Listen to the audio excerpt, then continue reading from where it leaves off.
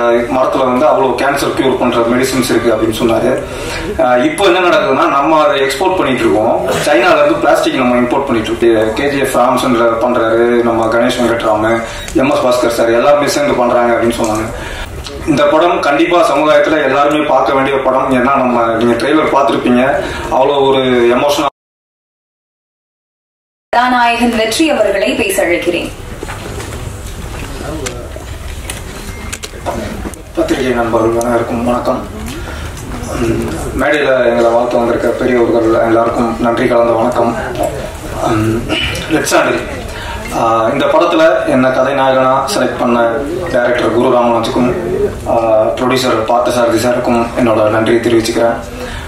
இந்த கதை சொல்லும் போது இது ஒரு உண்மை சம்பவம், இது நடந்தது, நம்ம அப்படியே எடுக்க போறோம் அப்படின்னு சொல்லி ரெட் சாண்டில் பத்தி நிறைய விஷயங்கள் சொன்னாரு.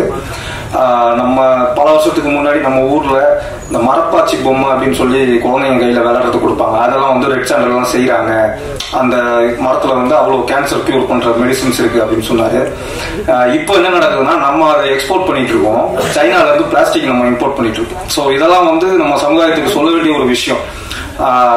அப்ப முடிவு பண்ண, சரி இந்த படம் நான் கண்டிப்பா பண்றேன் சார், படம் பண்ணலாம், பட் கேஸ்ட் அண்ட் குரூ என்ன அப்படின்னு கேட்டேன். அப்போ சொன்னாரு, இந்த மாதிரி கேஜிஎஃப் ராம்சந்திர பண்றாரு, நம்ம கணேஷ் வெங்கட்ராம, எம்எஸ் பாஸ்கர் சார் எல்லாருமே சேர்ந்து பண்றாங்க அப்படின்னு சொன்னாங்க.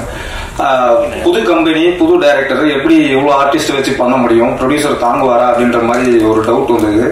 பட் ஆர்டிஸ்ட் மட்டும் இல்ல, டெக்னீஷியனுமே பெரிய பெரிய ஆளுங்களை உள்ள கொண்டு வந்து படத்தை ஒரு பெரிய ஸ்கேல்ல பண்ண ப்ரொடியூசருக்கு ரொம்ப நன்றி தெரிவிச்சுக்கிறேன். ஸோ இந்த படம் கண்டிப்பா சமுதாயத்துல எல்லாருமே பார்க்க வேண்டிய படம். ஏன்னா நீங்க ட்ரெய்லர் பார்த்திருப்பீங்க, அவ்வளவு ஒரு எமோஷனலான ஒரு விஷயம் படத்துல இருக்கு. ஸோ கண்டிப்பா எல்லாரும் தியேட்டர்ல போய் இந்த படத்தை பாருங்க.